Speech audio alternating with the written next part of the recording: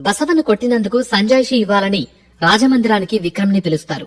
అసలు నన్నెందుకు పిలిపించారంటూ మాట్లాడి బసవను పంపించినందుకు ప్రతాప్ సింహే సంజయ్తో పెద్దవాళ్లు కబురు చేసినప్పుడు రావడం చిన్నవాడిగా నీ బాధ్యత, అంతేకాని ఆ వార్త తీసుకువచ్చిన వాళ్ల మీద దాడి చేయటం ఎంతవరకు సబబు అని కోపంగా కుర్చీలో నుంచి లేచి అడిగింది రాజ్యలక్ష్మి.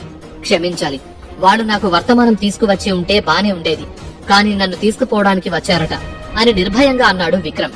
అంటే తప్పంతా ప్రతాప్దే అంటావా అని అలాగే నిలబడి అడిగింది రాజ్యలక్ష్మి. తప్పు ఎవరిదో నేను నిర్ణయించాలనుకోవటం లేదు. ఇక్కడ పెద్దమ్మ కళావతి గారున్నారు.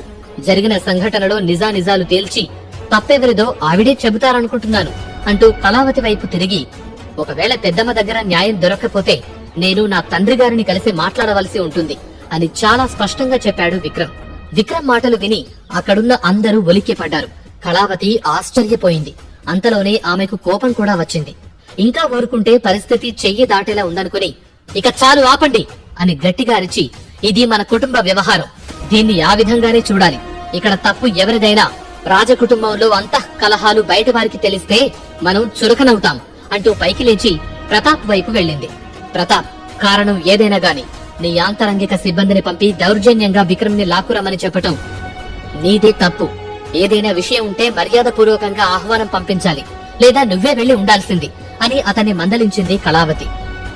ఆమె అలా అనడంతో పరిస్థితి అర్థం చేసుకున్న ప్రతాప్, క్షమించండి మహారాణి, తొందరపడ్డాను అని తలదించుకుని చెప్పాడు.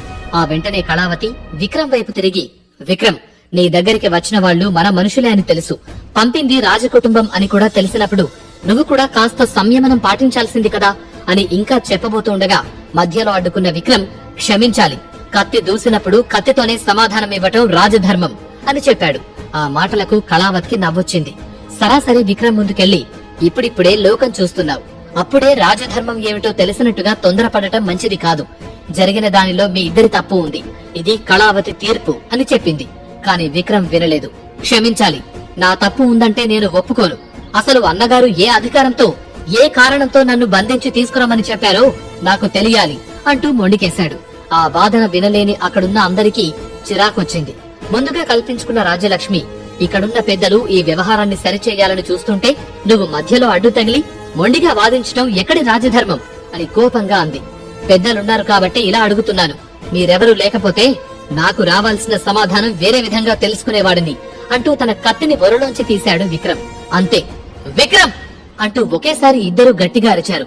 మొదటి స్వరం కళావతిదని అర్థం కావడంతో రెండవది ఎవరిదని అందరూ అటువైపు చూశారు. అక్కడ భాగ్యలక్ష్మి కనిపించింది.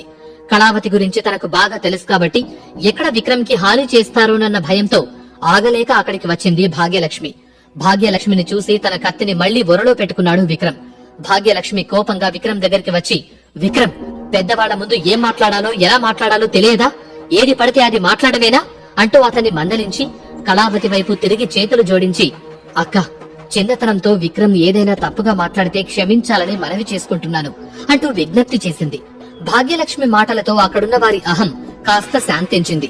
కాని అప్పటిదాకా విక్రమ్ మాట్లాడిన మాటలకు కోపం రావటంతో భాగ్యలక్ష్మిని అవమానించాలని అనుకున్నారు. దాంతో సమావేశానికి సంబంధం లేకుండా మాట్లాడుతూ, మీరు బానిసల ఇంట్లో ఉంటున్నారట కదా, ఏర్పాట్లన్నీ సరిగ్గానే ఉన్నాయా అని వెటకారంగా అడిగింది రాజ్యలక్ష్మి. ఆ మాటలు వినగానే విక్రమ్ పిడికిళ్లు బిగుసుకున్నాయి. భాగ్యలక్ష్మి మనసు చివుక్కుమంది. వాళ్లలా బాధపడుతూ ఉండగా, మీరుంటున్న స్థలాన్ని చూసుకునైనా మీ స్థాయి ఏమిటో తెలుసుకుని మసలుకోమని మీ అబ్బాయి విక్రమ్ కి సలహా ఇవ్వండి. పిడికిలు బిగించటం వచ్చింది కదా అని కొండను పిండి చెయ్యాలి అనుకోకూడదు అని భాగ్యలక్ష్మిని చూస్తూ చెప్పింది రాజ్యలక్ష్మి. భాగ్యలక్ష్మికి బాధగా అనిపించి, ఇంకా అక్కడే ఉంటే అలాంటి మాటలే మాట్లాడి అవమానిస్తారని అర్థం చేసుకుని, తెలిసి తెలియక నా కొడుకు తప్పుగా మాట్లాడి ఉంటే క్షమించమని ఈ సభాపూర్వకంగా అందరినీ మన్నింపు అడుగుతున్నాను అని అందరితో చెప్పి మళ్లీ మాట్లాడే అవకాశం ఇవ్వకుండా విక్రమ్ చెయ్యి పట్టుకుని లాక్కుంటూ వెళుతోంది. అప్పుడే, ఇంత భయం ఉన్న వాళ్లు వీరత్వం గురించి ఎందుకు మాట్లాడాలి అని వెనక నుండి ఎవరో అన్నారు. ఆ మాటలు వినేసరికి భాగ్యలక్ష్మి చెయ్యి విడిపించుకుని ఆగిపోయాడు విక్రమ్.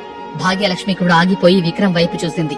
ఇద్దరిలో ఒకే భావం, ఇంకా వాళ్లకి భయపడి వెనక్కి తగ్గాలా అని. ఇలాగే తల వంచుకుని వెళితే తమను ప్రశాంతంగా ఉండనివ్వరని ఇద్దరికీ అర్థమైంది. దాంతో మళ్లీ విక్రమ్ చెయ్యి పట్టుకుని సభామందిరం మధ్యలోకి తీసుకెళ్లి నిలబెట్టిన భాగ్యలక్ష్మి అందరి వైపు చూస్తూ, నా కొడుకుని ఇక్కడే వదిలి వెళతాను. మీలో ఎవరికైనా సరే వాడిని చంపే ధైర్యం ఉంటే చంపి వాడి శవాన్ని పంపండి, లేదా ఓడించే సత్తా ఉంటే ఇప్పుడే ఇక్కడే వాడితో తలపడండి. ఒకవేళ మీలో ఎవరైనా వాడిని ఓడిస్తే నేను నా కొడుకు మీ కాళ్ల దగ్గర బానిసలుగా పడి ఉంటాం అని అంది. ఆ మాటలు వినేసరికి అందరూ నిర్ఘాంతపోయారు. భాగ్యలక్ష్మి, ఏం మాట్లాడుతున్నావో అర్థమవుతోందా అంటూ కోపంగా పైకి లేచింది కళావతి. తెలుసు కాబట్టే మాట్లాడుతున్నా. ఇన్ని రోజులు నా కొడుక్కి ఏదైనా అవుతుందేమో అనే భయమే నన్ను తగ్గి ఉండేలా చేసింది. ఇప్పుడు నా కొడుకు విషయంలో నాకా భయం లేదు అని భాగ్యలక్ష్మి అంటూ ఉండగా, మిమ్మల్ని ఇంకా బ్రతికించి ఉంచడమే మా తప్పు. ఇక్కడే మీ తలలు తీస్తాము అంటూ ప్రతాప్ పక్కనే నిల్చున్న మరో ముగ్గురు యువరాజులు విక్రమ్ పైకి దూసుకొచ్చారు. వాళ్ళని చూసిన విక్రమ్ భాగ్యలక్ష్మిని ఒక చేత్తో పక్కకి లాగేసి మరో చేత్తో కత్తిని బయటకు తీసి ముగ్గురిని ఒకేసారి ఎదుర్కోవటం మొదలు పెట్టాడు. ప్రతాప్ మాత్రం నిలబడి విక్రమ్ ని గమనిస్తూ ఉన్నాడు. ఆగండి, తొందర పడకండి అని కళావతి, రాజ్యలక్ష్మి అరుస్తూనే ఉన్నారు. అయినా ఆ యువరాజులు వినే పరిస్థితిలో లేరు. తమ నైపుణ్యం, శక్తి అంతా ఉపయోగించి విక్రమ్ మీద దాడి చేస్తూనే ఉన్నారు. విక్రమ్ మాత్రం చాలా సులభంగా వాళ్లని నిలువరిస్తూ ఉన్నాడు. ఇప్పటి వరకు అందరూ విక్రమ్ శక్తి సామర్థ్యాల గురించి చెబుతూ ఉంటే అంతగా నమ్మని కళావతి తన కళ్ల ముందు జరిగేది చూసి ఆశ్చర్యపోయింది.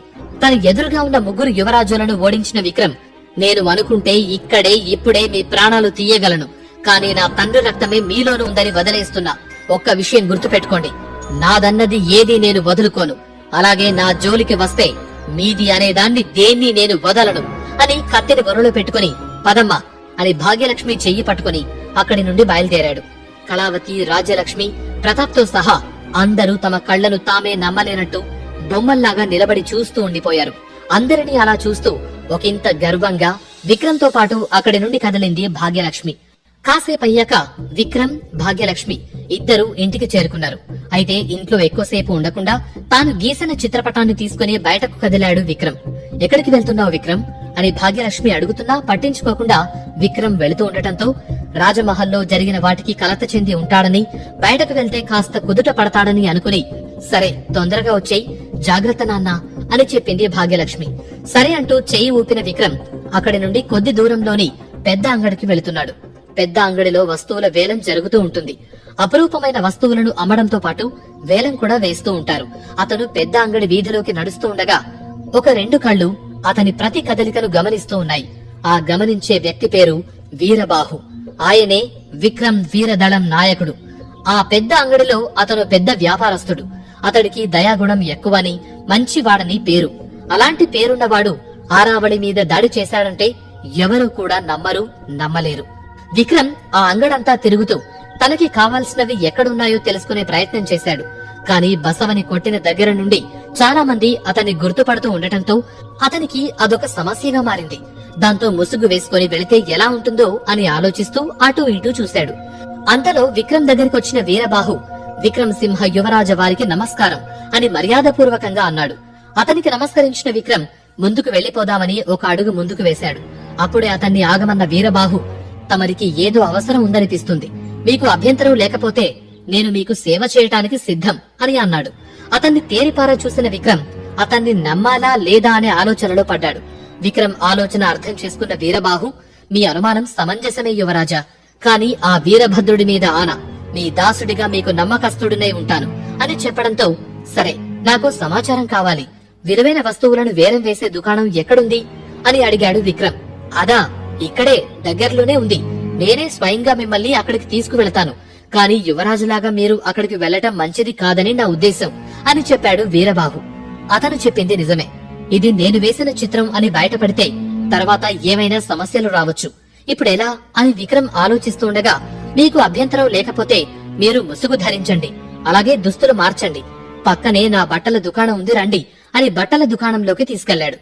దుస్తులు మార్చుకున్నాక బయటకు నడిచిన వీరబాహు ఒక అడుగు ముందుకు వేయబోయాడు. కాని అతన్ని అడ్డుకున్న విక్రమ్, మీరు రావాల్సిన పని లేదు, నాకు దారి చూపిస్తే చాలు అని అన్నాడు. ఆ మాటలకు, మీరు రమ్మన్నా నేను మీతో రాను యువరాజా, వస్తే మళ్లీ మీకే సమస్య. నేను నడుస్తూ ఉంటాను, మీరు నా వెనకే రండి. ఎక్కడైతే ఆగి నేను ఈ గుడ్డను నేల మీద విడుస్తానో అక్కడే ఆ కొట్టు ఉందని గుర్తించండి. మరొక విషయం, అక్కడ మోసం చేసేవాళ్లు ఎక్కువ, కావున తగు జాగ్రత్తలు తీసుకోండి అని నడవటం మొదలు పెట్టాడు. విక్రమ్ కూడా అతని వెనకే నడుస్తూ వెళ్లాడు. కొంత దూరం నడిచిన తర్వాత ఒక పెద్ద దుకాణాల సముదాయమున్న సందులోకి మళ్లారు. అందులోకి వెళ్లగానే ఒక పెద్ద దుకాణం ముందు ఆగి గుడ్డను నేల మీద విడిచేసి మళ్లీ అటు ఇటు తిరిగి గుడ్డను తీసుకుని ముందుకు వెళ్లిపోయాడు వీరబాహు. ఆ గుర్తుతో దుకాణం ముందుకు వెళ్లిన విక్రమ్ దాని వైపు చూశాడు. వీర్రాజు వేలం దుకాణం అన్న పేరును చూస్తూ దుకాణంలోకి అడుగుపెట్టాడు. అలా అతడు మెల్లగా దుకాణం లోపలికి వెళుతుండగా అడ్డుగా వచ్చిన ఒక అమ్మాయి ఏం కావాలి అని అడిగింది. ఒక విలువైన వస్తువు వేలం వేయటానికి వచ్చాను. కత్తి యుద్ధంలోని 4వ అంకం గురించి చిత్రపటం వేసుకుని వచ్చాను. మీ యజమానిని పిలవండి అని చెప్పాడు విక్రమ్. ఆ మాటలతో ఆశ్చర్యపోయిన ఆ అమ్మాయి యజమానిని పిలిచింది. అతడు రాగానే నమస్కారం చేసిన విక్రమ్ సంచిలోని చిత్రపటాన్ని తీసి అతనికి చూపించాడు. దానివైపు క్షుణ్ణంగా చూసిన ఆ యజమాని ఆశ్చర్యపోయాడు. అతడి కళ్ళు పెద్దవయ్యాయి. ఇది ఇది మీకెక్కడది అని తడబడుతూ అడిగాడు యజమాని. అది ఎక్కడదో తెలుసుకోవటం కావాలా, మీకు మీ వ్యాపారం కావాలా అని అడిగాడు విక్రమ్. వ్యాపారమే కావాలి. ఇప్పటి వరకు ఇంత విలువైనది మేము వేలం వెయ్యలేదు అని ఆనందంగా మళ్లీ ఆ చిత్రపటాన్ని పరీక్షిస్తూ, దీని విలువ కట్టడం కూడా కష్టమే. ఇలాంటి విలువైనవి వేలం వెయ్యాలంటే మా నాన్నగారికి మాత్రమే సాధ్యం అని అన్నాడు ఆ యజమాని. సరే, వేలం ఎప్పటికి పూర్తి కావచ్చు అని అడిగాడు విక్రమ్.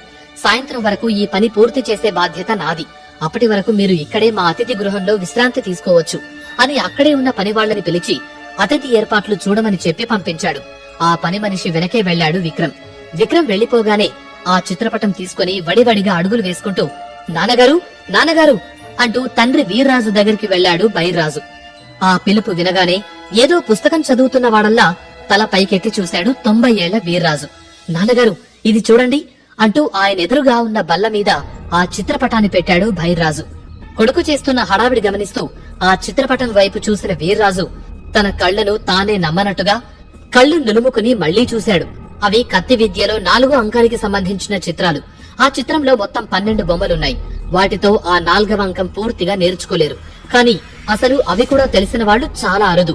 ఆ యుద్ధ విద్య గురించి తాను విన్న విషయాలన్నీ గుర్తు తెచ్చుకున్నాడు 90 ఏళ్ల వీర్రాజు.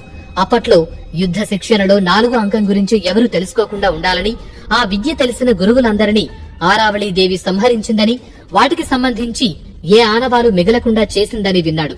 అది ఎంతవరకు నిజమో ఎవరికీ సరిగ్గా తెలియదు. కాని ప్రస్తుతం 3 పద్ధతులు మాత్రమే మనుగడలో మిగిలాయి. ఆ చిత్రాన్ని అలాగే చూస్తున్న వీర్రాజు ఎవరు తెచ్చారిది అని అడిగాడు. ఎవరో కుర్రాడు నాన్నగారు, మన అతిథి గృహంలో విడిదికి ఏర్పాటు చేశాను, వేలం కోసమని తీసుకొచ్చాడట అని సమాధానం ఇచ్చాడు బైర్రాజు. కుర్రాడా అని ఆశ్చర్యపోతూ కర్ర సహాయంతో పైకి లేచి, పద, నేను అతన్ని కలవాలి అన్నాడు. విక్రమ్ ని వీర్రాజు గుర్తుపడతాడా? ఆ చిత్రపటం గురించి ఆరావళికి తెలిస్తే ఏం జరుగుతుంది?